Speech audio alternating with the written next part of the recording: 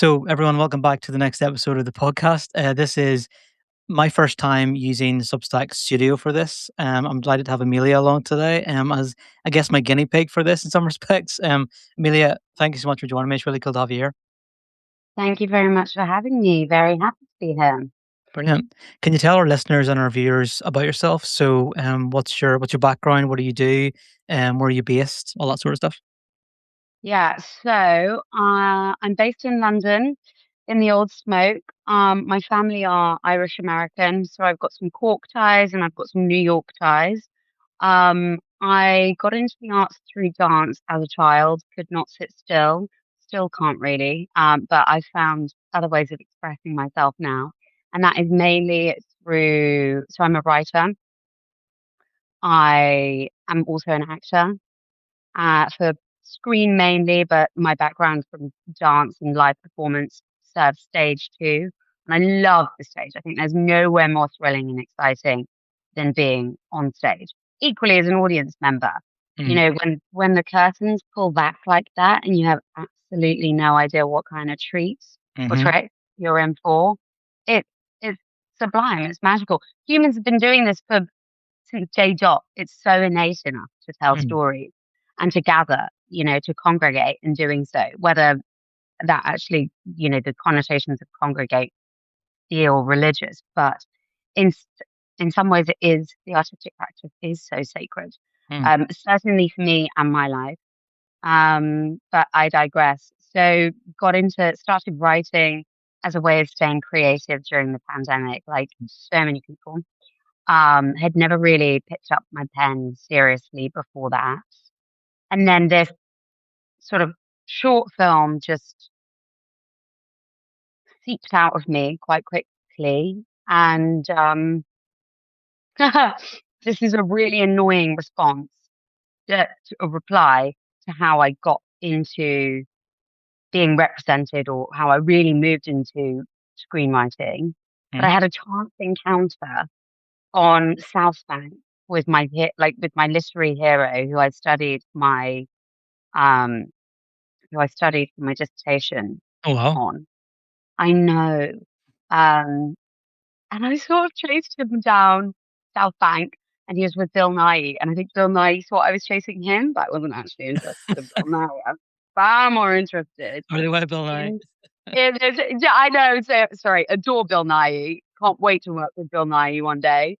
Um, and I know actually, I mean, I did. I worked on a film last year called Anne Sons. I was opposite George Mackay, who was playing Bill Nye's son. So I didn't have a scene with Bill Nye, but I have worked on a picture with him.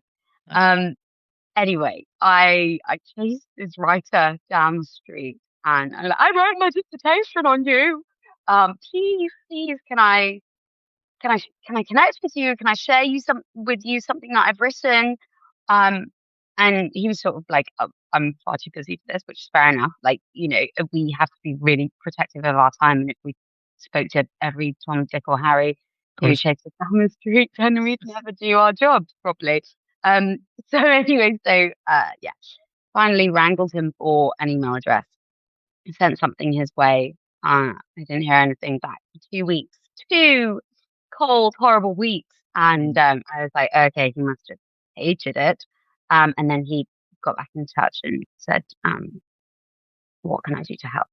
Wow. Which was moral of the story, help the people if you can. Mm. Shimmy the ladder down and pull up as many. Um, so Incredible.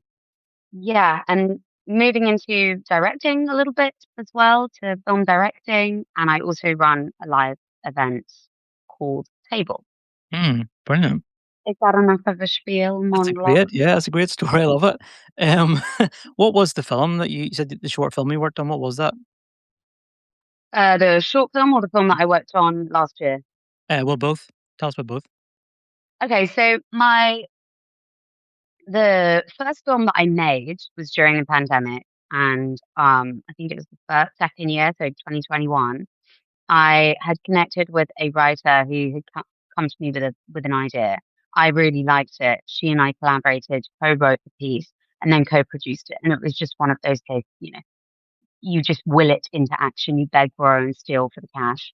not Mm. steal, but you do whatever you can and trade whatever you can. And God, that also sounds awful. But anyway, you do what you can to make it happen. We made it happen. It was a beautiful little film called I'm Still Ethan. That was my cutting of my teeth with writing for screen and producing for screen. But yeah, so we ended up having a crew and creative and cast of like, yeah, 45 people in total. So we really, collaborated quite extensively with that. Some short films are made with like 8 people. Um, so we got really lucky and lots of people resonated with the story. The film's called I'm Still Ethan. It did the festival circuit and was screened in America, across Europe, Asia. And after that, I kind of realized that I loved filmmaking. I thought that I would be a staunch live theatre performer, stage lover for the rest of my life. Um, However, there was something quite enthralling and Mm. refreshing about working in screen and working with people um, in such a Mm. collaborative space. It's a collaborative art form, and the camaraderie that is um, released on a film set Mm. is really quite special. So that was I'm Still Ethan. And then the film that I worked on last year that I was acting in was Amsterdam. Oh. The A small role, but opposite George Mackay, who's an incredible actor, and a really brilliant team on that. So yeah, the Nice. the wearing of multiple hats continues, which is quite often the way in this industry, and Mm. I keep Yeah. hearing it's becoming increasingly so. Mm. Where does your heart lie most when it comes to, like, directing or acting or being on stage or writing? Where Don't do ask me that. It's dependent on the day. It's like saying, who do I love more, my daughter or my son? And I don't have children, but well, I don't know. I can imagine that it would be difficult to choose between one or the other. Um, no, in truth, honestly, David, I couldn't. I'm also like, um, for whoever might be listening to this, it changes on a daily basis. And sometimes, you'll audition for an incredible role and you will fall in love with the script. And even just those 10 minutes of playing that character Mm. gives you enough juice and enough charge to sort of see through the next couple of weeks. Mm. And I think this is something that I'm exploring with my co-founder and business partner in the live events and in our podcast. Is what you do in the in between Mm. job. And speaking of recharging from an audition or recharging from a little bit of work that you do, you've then got to find a way to sort of ration that Mm. in between one job to the next. Um, so, but on that, writing in between acting has been so fulfilling Mm. and given me such agency and helped inform who I am as an actor as well and the characters that I want to play. Mm. Um, but I never expected in a million years to fall in love with a blank page Mm. and that freedom of what worlds can I create when you sit down at the blank page. Yeah. I there there's nothing like that. And I Mm. say there's nothing like getting on stage and performing to a live audience, but there's equally um, creating worlds is Yeah. so exciting. Yeah. What does your process look like whenever you sit down to write and create a world? Do you get yourself in the zone by going to the same place you write every time, or is it just kind of wherever you happen to be at that time? If you're at a cafe or out and about and you just want to start writing, what does it look like for you? Yeah. Um, so most of what I write is character led. Um, and it will start with a like idiosyncratic thing that quite often I see a stranger doing, and that will just spark a whole backstory that my Mm. imagination will relish. And then from there, I'll move into conversations, and it's very often dialogue informed, and but it's always for me starts with character. It's the Mm, linchpin to my imagination and to the stories that I care about. I also, and tell me if you have this too as a writer, but I have this inane susceptibility to to seeing other people's pain and wanting to kind of find a way to express it through my characters. mm, It's almost like I will see some great injustice in the world, feel so terribly about it, and the only way that I feel I can help them is to give them a voice somehow through one of my characters, which mhm, they'll never in a million years know is anything to do with them. mm. But it makes me feel like I am, this is a horrible word, but not educating my audience, but um I think that's fair. I think educating's fair, shedding yeah. light. Yeah. Yeah. Mm. Do you find the same? Yeah, I find I mean, one of the things I write is, like, young adult fantasy, so I'm writing from the perspective of, like, 13, 14-year-olds sometimes, so, a lot of the time, it's me trying to look back to myself whenever I was that age, and what was I going through, and what kind of things Mm. was I struggling with, or what my friends were struggling with, and then trying to write from that perspective, which is really, really interesting and challenging to do.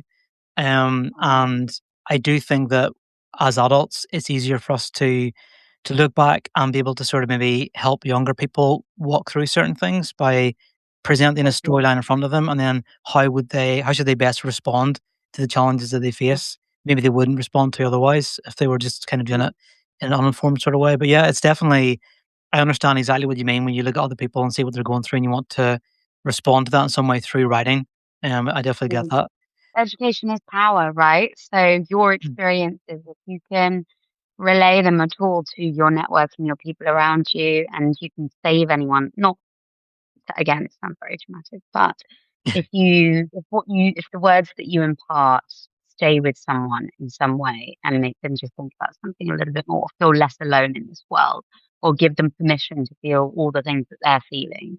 mm, Because we are all one. I know that sounds so it's cringe, true but though. we really are. Mm, And we like the range of experiences that we all feel, that we're all made up of it. The light yeah. and the dark and everything in between. So that, there should definitely be, if we can, um, Mm, if we can help it, no, no shame or no isolation through those feelings. They are mm, universally acknowledged and felt. very much. Have you got any advice for other writers who want to become screenwriters? So if someone is maybe a writer now on Substack, or they're writing a book, or they're just writing in general, and they're kind of thinking about how could I turn this into a script for something?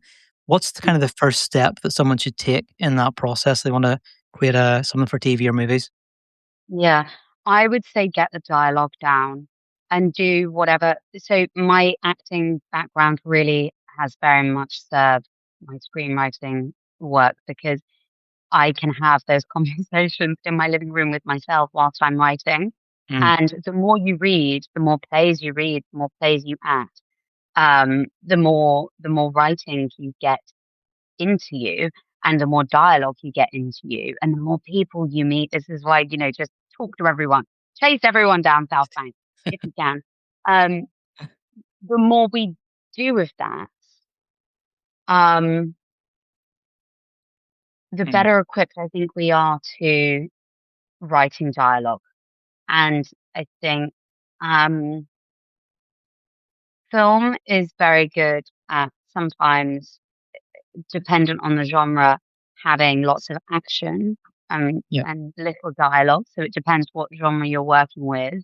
But certainly, if it's comedy, or if it's drama, or if it's like a psychological thriller, or even crime focused, I would say get the dialogue down and practice with people, and go to like table reads if you can. I'm a big advocate of table reads. Mm, Hearing dialogue and conversation read aloud, heard aloud, is really helpful mm, to knowing how people speak.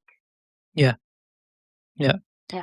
How does it feel as a screenwriter to see actors or hear actors, perform the words you've written down? Is Yeah.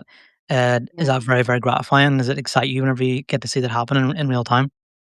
Totally, it does. However, that said, um, well, no, I was going to say it's a double-edged sword, but it's not because you go to the page, the blank page, as I said, and you're like, right, okay, I've got all the agency in the world. I can create this in whatever size, shape, form. Mm, You, you're the leader of that shit, but we are working in a collaborative art form. So once you have done all of that building and you have, bled and sweated and cried over it, then you have to set it free. Like a mm, baby, it's like a child, you have to set it free. So it's equally, so sometimes when you set it free, people will read it or understand it or morph it into something that feels different to how you wrote it. But mm, that freedom and that liberty of like once you write fade out should really, I think, be mm, embraced. I think it should be embraced as much as possible. mm. Having somebody read your dialogue and they bring, like, great actors when they bring all the sentiment. I had something performed recently, and when they bring all the sentiment and all the character and um all of the layers that you had envisaged and that you've mapped out, and you can see that there's this real respect for the dialogue and respect for the characters and they've really done their homework. Mm, That is just the most wonderful feeling. And you're collaborating. You are collaborating. mm. Brilliant. I love it. Um, I was gonna ask about your podcast then because you said it before the call, it's just about to go. It's getting ready to finally get out there. Yeah. What is it about and, what's it like putting that together for the first time and kind of getting it out there in the world? Okay, well, I will answer so we're piloting a podcast tomorrow. It's developmental stages. The podcast is called Table. And essentially, we are bringing actors and a screenwriter with a screenwriter's original work around a table, reading an excerpt of it, and then discussing the material. Oh, wow. So it is a deep dive, a creative salon curated by my partner, my business partner, and I. He's a fellow screenwriter. And this was a kitchen table idea. So this was coined, this empire we're trying to build was coined around was established around his kitchen table a few months ago. And then through pulling a few strings, we managed to launch just before Christmas and move into prime real estate in London. So grateful to the people that helped us with that. And after several live events, live shows, we are now in a place where we're wanting to translate the live shows to podcast Mm, so that we can um, connect with more than the capacity of one room on the mm, third floor of a Soho property. Um, so yeah, what we care about at Table is marrying narrative. So we'll delve into a bit of story, and our actors who are in the podcast with us will be showing excerpts of scenes mhm, from the script, from the chosen script, and then we'll be conversing with our screenwriter on where the ideas come from, how it's developed, what its past, present, future looks like. mm, And we're interested in we're intrigued by the screenplays that everybody's got like a graveyard of screenplays, right? Like the ones that never made it, a bit like the one that got away. mm, Um, one of those exes that you might care to never think about. Um, we're kind of intrigued by those screenplays that for one reason or another, something that you're very, very proud of. But your agent has told you that nobody's doing period at the moment, or you're writing a story and then it's just so thoroughly overlapped with like a huge studio picture mm, that's just going to totally eclipse. your little independent. So we're interested in that kind of space. But Table is designed to surface exceptional, original, new writing, Mm, um, and give it space to live and breathe and give it the leg that it deserves. And it's mm, taking so long at the moment for things to get made. You know, the film industry is changing because tech is changing the world we're in. It's mm, moving at the rate of knots, and we want to do what we can to expedite, streamline the process from writing the screenplay mm. and it getting listened to by people, getting it out there so that it Yeah. stands a chance. I think it's a great idea. I really, really do. I love the idea of that because I was reading something the other day about how um, the movie industry is changing so much, and it's kind of almost moving out of the big studios' hands into the hands of indie writers and creators and filmmakers. I think it's the Yeah. same for books as well. I think a lot of the time people are embracing self-publishing now more as well, and realizing you can build a Mm, platform and promote your own stuff. yeah. So I like the way things are moving in that regard. I do think there is a more Mm, autonomy for creators now, much more than it used to be. So that's yeah. really exciting, and I think that's a really great idea for a podcast as well. Mhm. Yeah. Thank you. Thank Mm, you. I'm hoping it's going to, and we all want to be moving into democratizing mm, the art so brilliant. that there aren't these fortresses around studios that we're trying Yeah, to get into. yeah, Um, but I mean, you know this better than I do of the if you build it, he will come. That is a reference to Field of Dreams, the yes. movie. But that idea of, willing something into existence, Mm. you know this well, right? Yeah, yeah, no, it's very much. I mean, think for creators in general. If you want to write a book, if you want to establish an online presence, if you want to start a podcast or write a movie or anything at all, like it does require just an intense amount of drive. And I think so many people really, really struggle with that because we expect instant results now most of the time, and we're not willing to stick at stuff for years. I really think that in terms of writing and acting in particular and trying to get roles for things, that is definitely something that does require a years long effort and to be super determined. Obviously, I'm not an actor myself in any capacity, but just from what I've heard and read about and listened to on other podcasts about things that actors have gone through and the table reads and going to auditions and that sort of thing, different now than it used to be, I'm sure. But yeah, it's just I think it's fascinating industry to be in and not easy at all.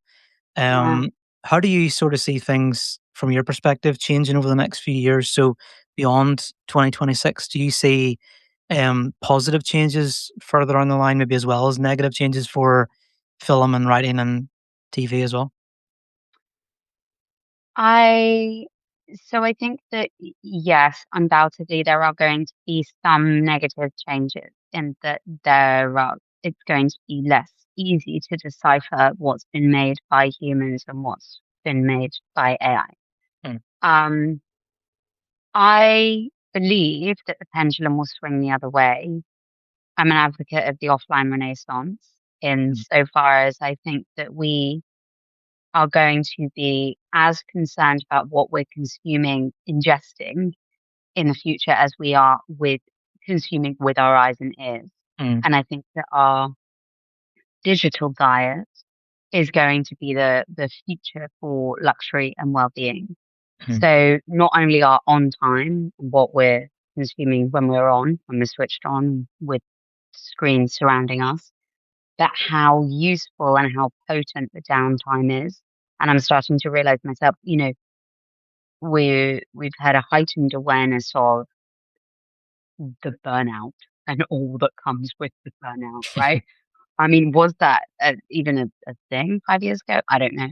But what I don't believe in is going home and recharging through doom scrolling. mm, So if we're going to go home and recharge, or if we're going to switch ourselves off, it can't be like, let me just keep going scrolling through my emails.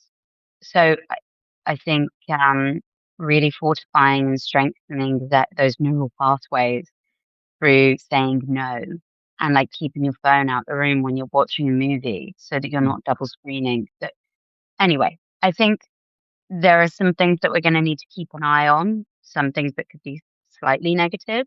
I am an optimist and a pacifist, and I believe in humanity, and I really hope that, you know, even if we, there was a fascination with the electric car, doesn't mean that people don't still want Yeah. a Yeah. motor engine. So I'm Mhm. hoping that there might be a couple of years where we're all kind of charmed by the use of AI in film. My concern is that for the gatekeepers of the industry and the financiers, that it might Mhm. just be that bit easier. But if the consumers aren't, this is where we have to remind ourselves that consumers have agency. We can choose what to watch. But Mhm. again, it requires the discipline Yeah. of those neural pathways and those conversations that we have in our head and how we spend our time and what we consume, and having the ability to put down your phone when there are 5,000 people the other side of it trying to convince you to stay on it. Mhm. That takes a lot, but the Mhm. future of us and what our lives look like, and truly how fulfilling our lives are, how much fun our downtime is. Mhm. It's all hanging on, it's all dependent on how good we are at saying no from time to time. I agree. Um, so that's that. Positivity wise, positives wise, I think we are going to see more content creators making the material that they have been trying to squeeze under the door of the gatekeepers for decades. And like Mhm. part of Table and what I'm building with this podcast and with the live events is not waiting to get a seat at, but creating your own. And Mhm. that's really what we've done. That's the bones, the origin of Table is, right, okay, fine. Do you know what? We have just created something. It was a kitchen table idea, as I said, right? So, like, we've just had a night that we live for, right? Art, food, hosting, connection, Mhm. analysis of the human condition. Those are nights that we live for. If we can bottle that and sell it, then we're onto something really exciting. Mhm. And hopefully, we are going to see lots of people instigating things that they might have otherwise been waiting for permission to do. Mhm. I love that so And much. thank you. Yeah. And we are, with the right people, working with the right people, finding the right teams. We um, we don't need to wait for other people Yeah. all the time. That's a great point. Love it. Yeah, I think there's definitely been a swing away from the online kind of connection more towards or back towards like events, like live events and things like that. I think I Yeah. can see that happening more and more now.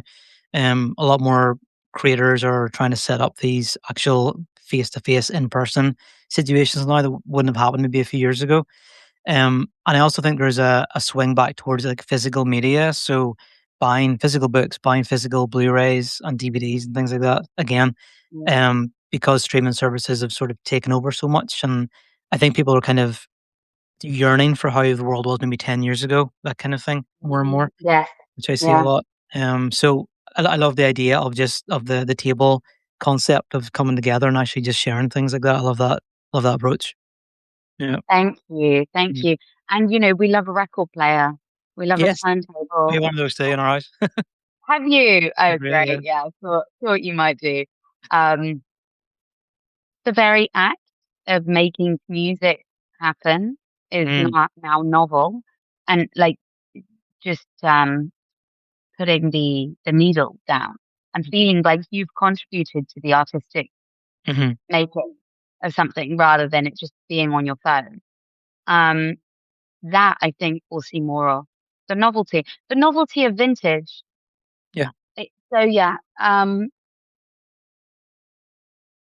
something that I, yeah, am concerned with is it going to make it even more impossible for people in the interim before the pendulum really swings back the other way? Is it going to make it more impossible in the interim for those people for whom it's already difficult for them to get into the art because mhm, it's so unstable and they haven't got um, a trust fund supporting them? mhm, That that's a real concern because there need to be easier ways for people to get into the arts because we need a plethora and a fully um, diverse representation of stories Mm, on our screen. And if in the next sort of 5 years, we're seeing less things getting made, um, in the mm, hope that the pendulum will swing back. But in the interim, I don't want that to deter people, perhaps from certain communities, to not to be creative because we need those perspectives now more than ever. And I know everybody always says that every year, at all times, but we really do. We mm. really do need Yeah. to be one with people. Well, how did you feel about the Oscars this year and the awards in general? Did you take positives from that in terms of who won things, and did you see any sort of glimmers of hope for the future? Did you not? Did you disagree with me? No, no, no, no. I did. And I think that these speeches combined with the sentiment and the kind of culture of the event, from from as much as you can sort of glean from watching it, Mm, felt very much in solidarity. I felt that there was a real solidarity and shared love of this art form that is communal and shared and sacred in sharing it and the cinema experience, mm, cinematic experience. Um, and so I think that I hope that that has done wonders for the industry. mm, Um, I the two films that I've watched this award season that have stayed with me the most. So Sinners, yes. Sentimental Value and The Secret Agent were mm. two that really got under my skin in very, very different ways Okay. because they're such different styles of filmmaking and um and tonally and geographically. I mean, everything is Mm, different, but both incredibly visceral pieces, I think, and um mm, moving to the point where it churns your insides. And that's really what I think any of us are coming to when we sit down with a piece of music or we get in the bath with a book, whatever. We want to be moved. We want to be able to be encapsulated by something. So mm, those two films really did that for me. mm. Now I haven't seen a couple of them. So I've still got some homework to do. But I don't know about you, when you are very busy, does your sort of does your homework, does your research and Mm. consuming of literature go out the window, or do you manage to balance it? I'm not very good at balancing it. I'm a fast writer and a slow reader, so my wife can just blast through so many books so quickly. She just consumes books so fast, and I'm the polar opposite. I can read a book at a very slow pace, really drink it in, and Mm, I think I can't help but analyze how a book's written whenever I'm reading it. right. I'm not just reading the story and consuming it. I'm also looking at the sentence structure and the way that the writer's driving the plot and the way he writes dialogue, etc., etc. So I go very slowly for that reason, but, on the flip side, I write a lot faster. So I Mhm. tend to sit down and just blast through a scene or a chapter of a book quite quickly whenever I'm in the zone. What's it like for you? Are you kind of the same, or are you the other way around? Yeah, my partner's very similar and devours books at great speed. I read at a Mm, slower pace, but wake up with a million thoughts um, mm, and write them quite quickly. mm. That said, my Substack is in need of so much TLC. Um, but I've got, I don't know about you, a stack of 90% finished pieces that just Mm, need that final top coat. Um, but I'm coming back to it very, very shortly, and I'm going to be uploading snippets of like kind of trailers to the podcast as well. nice. So as I work with, um, audio visual, I guess it makes sense for me to be putting some of that content into my Right. Substack too, along with if it's of interest, and I'm not sure, but I'll trial it. A couple of pages of script, Mm, um, because I wonder, I hope it's quite unusual to sort of peek behind the script writing process Mm, and to have a look at a couple of pages whilst they're in development or being refined at least. yeah. I think that'd be really interesting, yeah. Mm, So yeah, I would like for my Substack to reveal or to align with the multimedia um, art that I make, yeah. um, Brilliant. along with a fair few essays and short stories that are budding. I've got one on dirty business, which is Okay. the new Channel 4 show. I don't know if you've seen it, but it's about the Thames Water scandal, Mm, and it gets good. under my yeah, oh well. As I said, it needs that top coat, but this this story, I like a good dose of uh social commentary in Mm, what I write for screen. And I've really let that live in this piece. So I look forward to sharing that soon. brilliant. Awesome. Love it. Yeah, I'll be watching what you do on Substack, Amelia, and then with your podcast and everything in general. So, please keep sharing stuff. And I think I love the idea of, going live on Substack and talking through a script because I think you can share your screen now as well in a live. So you could almost share the script and then talk through it and just kind of explain, what the thinking was with this thing, and then use that as like a little bit of a jumping off point then for your podcast maybe as well. Substack's Oh, a great, that's really cool. yeah. So you share your screen whilst you're doing a live. You can, yeah. I mean, I've got an option here to share my screen at the bottom of this today, so I'm pretty sure you can do that, and then you could basically talk people through a script that you've excuse me, that you've seen or that you're working on, and yeah, just share your Oh, thoughts as a screenwriter. Yeah, okay, I love that. I'm going to give that a whirl. yeah, it'd be Thank great. you. Thank you very much. See, now we need to do the flip because I need to pick your brain, Yeah, which I thoroughly look forward to doing soon. very much so. Amelia, can you leave us just with a quick sort of final bit of advice for budding screenwriters out there? So anyone who wants to really get into the industry and maybe they have a screenplay written or they want to write one or turn a book into a screenplay. Can you give us some advice about it? Yes, going to make this as concise as possible. I think we are all perils with procrastination. Sometimes I think for the writer, that manifests itself as writing the stories that are more convenient and easier for you to write before you get to that one that's the real thorn in your side. The only true thing that we can offer this world is how we see it. Mm, And if you have a thorn in your side, my God, that is your gift. So write that story, the one that's the message in the bottle, that last line that you're going to share with civilization before you shuffle off and mortal coil. That one, make sure you just lean straight into that. All the mm. time in the world for cutting your teeth and for, perfecting your craft, but write the story that Get it out that there. that really gets you riled up and that really, in a good way or a bad way, but the one that you absolutely, that one. Don't waste your time writing other little bit to prove to yourself that you can do it. Just go for that one. Brilliant. What a great way to finish. Amelia, thank you so much. It's really, really cool to have this conversation, and I look forward to doing our follow up live hopefully soon. Yes, yes, Carrying on. yes, Yeah. yes, absolutely. Um, I hope you've got some nice weather. Enjoy it if you have. Yeah, just Get a it's record. finally sunny, yeah. Yes, yes, yes, yes. Go and enjoy it. Get a record on.